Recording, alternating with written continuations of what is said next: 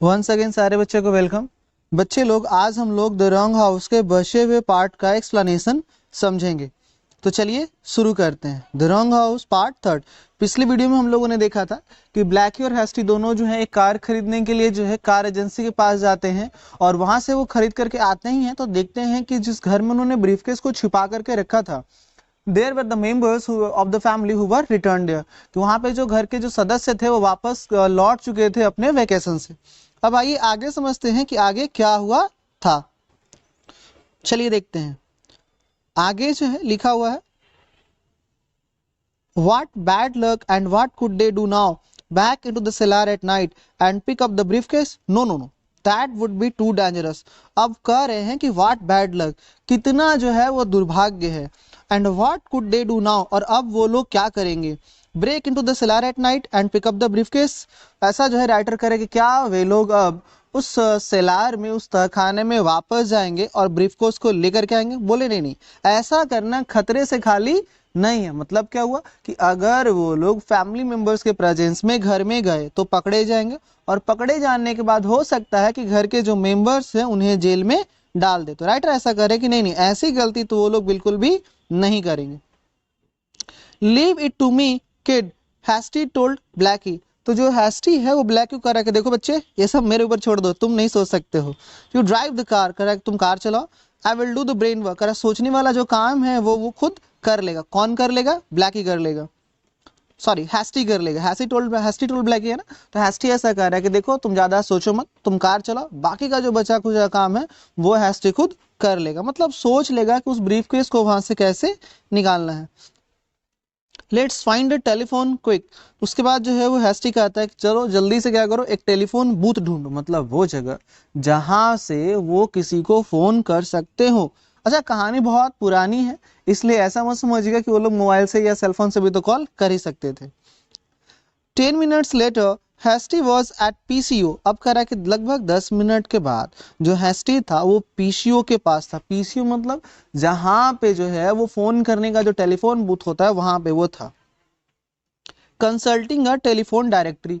ये telephone directory क्या होता है? टेलीफोन डायरेक्टरी जो है एक बुक होती है जिसमें शहर के लगभग हर इंपॉर्टेंट व्यक्ति का फोन नंबर और एड्रेस लिखा हुआ होता है। तो वहां से वो देख करके जो है उस घर के व्यक्ति का फोन नंबर पता करता है।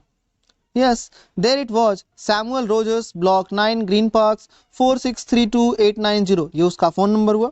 एट वंस ही डायल द नंबर, और उसने क्या किया, एक बार में उन सारे नंबर को डायल किया फोन लगाने के लिए। किसको फोन लगा रहा है? Mister Samuel Rogers. ये हैं कौन? तो जिस घर में भी हेस्टी और ब्लैकी ने ब्रीफकेस छिपाया है उस घर के मालिक है वो। आइए आगे समझते हैं।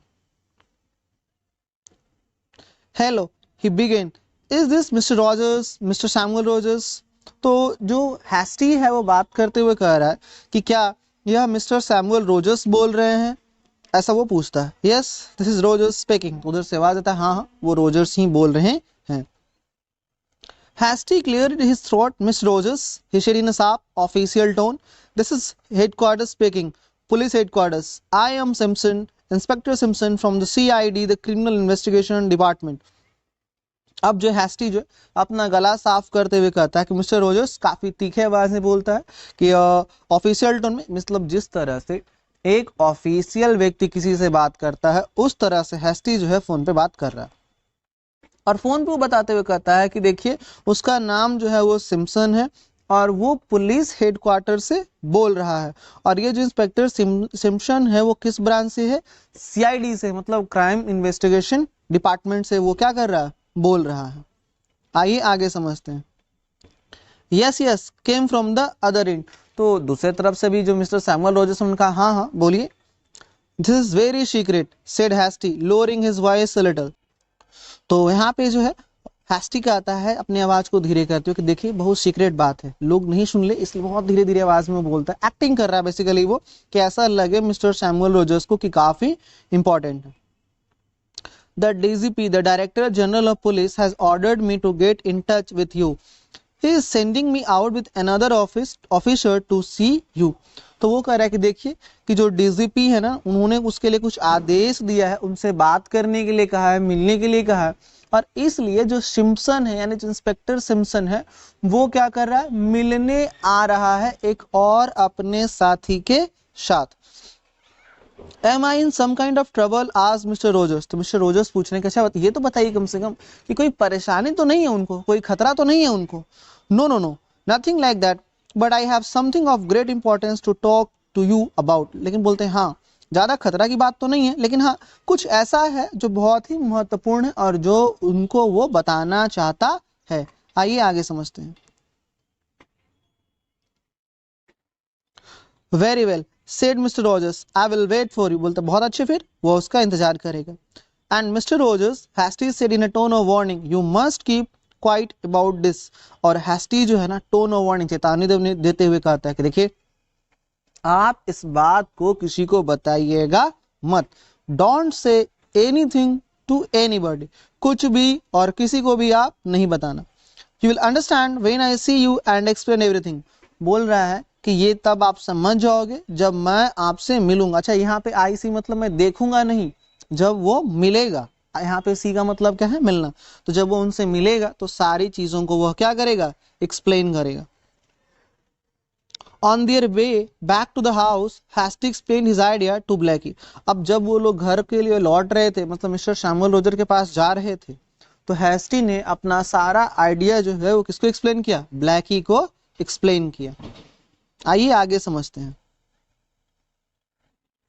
Within 10 minutes, Inspector Simpson and Detective Johnson were conversing with the surprised Mr. Rogers. He was a small man with a funny little face and a pale blue eyes. He was nervous and badly frightened. करा 10 minute के बाद inspector Simpson और detective Johnson एक दूसरे के साथ बातें कर रहे थे with the surprise mister Rogers. और मिस्टर रोजर्स तो अचंभित थे, उनको तो कुछ समझ में ही नहीं आ रहा था कि आखिर भाई बात क्या है। मिस्टर रोजर्स जो थे हाइट में थोड़े छोटे थे, फनी लिटिल फेस दिया है यहाँ पे, मतलब मजेदार उनका चेहरा था, एंड पेल ब्लू आइज मतलब हल्का नीला उनकी आंखें थी। He was nervous and badly frightened. वो काफी ज्यादा नर्वस भी थे और डरे हुए भी थे। Inspector Simpson explained to Mr. Rogers the whole story of the briefcase. The story was true but a little changed. Inspector Simpson ने क्या किया, मिस्टर रोजर्स को वो सारी कहानी बताई उस ब्रीफकेस की। The story was true, कहानी बिल्कुल सत्य था, लेकिन उसमें थोड़ा सा उन लोगों ने क्या कर दिया, परिवर्तन कर दिया। देखिए क्या परिवर्तन किया। Mister Rogers was surprised but delighted. Mister Rogers जो थे वो थोड़े अचंभित थे लेकिन खुश थे। He accompanied hasty to the cellar and together they dug up to the briefcase. अच्छा देखो, वो जो आपको जो दो नाम दिया गया है मिस्टर सिम्पसन का और एक और डिटेक्टिव जो है यहाँ पे डॉक्टर डिटेक्टिव जॉनसन का, ये और कोई नहीं है, हैस्टी और ब्लैकी ही है। समझ गए ना। तो जैसे ही मिस्टर रोजर्स की बात पता चलता है तो वो हैस्टी को अपने साथ लेके जाते हैं ताकि वो लोग खोद करके गड्ढे करके ब्रीफकेस को निकाल सके। Hasty brought it to the living room and open it. जो हैस्टी था उसको लेकर के आया और लिविंग रूम में उसने ओपन किया।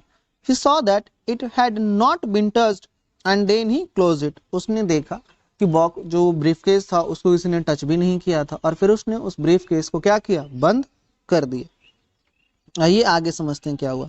And now mister Rogers he announced in an impressive and official manner। और अब जो है उसने एक ऑफिशियल आवाज में, काफी दमदार आवाज में उसने कहा कि देखिए official Johnson I must run along, कि कह रहा है ना कि अब उसको जो है वो जॉनसन एंड आई मतलब डिटेक्टिव जॉनसन और इंस्पेक्टर सिम्पसन, बोले तो हैस्टी और ब्लैकी दोनों वहां से जाना चाहेंगे। The DGP the director general of police wants report a quick report. अब वो कह रहा है कि जो डीजीपी है ना बहुत जल्दी जो उसे रिपोर्ट मांग रहे हैं और उसको देना जाना पड़ेगा। और वो बोल रहा है कि वो लोग अब इस बात का बहुत ज्यादा देर तक इंतजार नहीं कर सकते।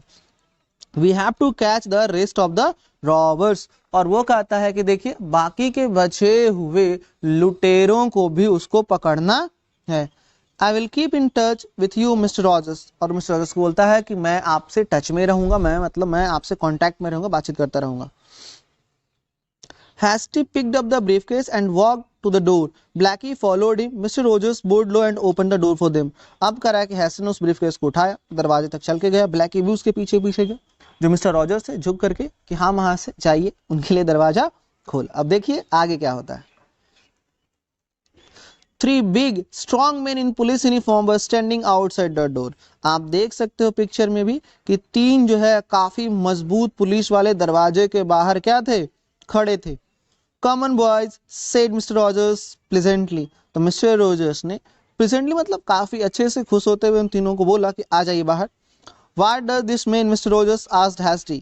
अब कह रहा है कि what does this mean, जिससे उसने पूछ रहा है, वो Hasty पूछ रहा है कि आपका इसका क्या मतलब है कि कॉमन बॉयज से। It's quite simple, Mr. Rogers. It's quite simple, said Mr. Rogers. Mr. Rogers ने कहा बहुत साधारण, बहुत सामान्य सी बात है। It just happens that I am the DCP. क्योंकि वो जो DCP था वो कोई और नहीं था, बल्कि DCP कौन थे, वो खुद व्यक्ति ही था जो थोड़ा funny face, little funny face वाला था और जो लिटिल पेल ब्लू आईज वाला था, ठीक है ना। तो ये जो व्यक्ति था वो और कोई नहीं, कौन था, मिस्टर सैमुअल रोजर्स ही थे, जो कह सकते हो कि उन दोनों को पकड़ने के लिए प्लान बना के आए थे। और उन्होंने क्या किया, हैस्टी एंड ब्लैकी को पकड़ लिया। आई होप कि आप बच्चों को ये जो लेसन है वो अच्छे से समझ में आ गया होगा। मिलते हैं आप लोगों से अब अगले वीडियो में, तब तक के लिए आप लोग पढ़ते रहिए।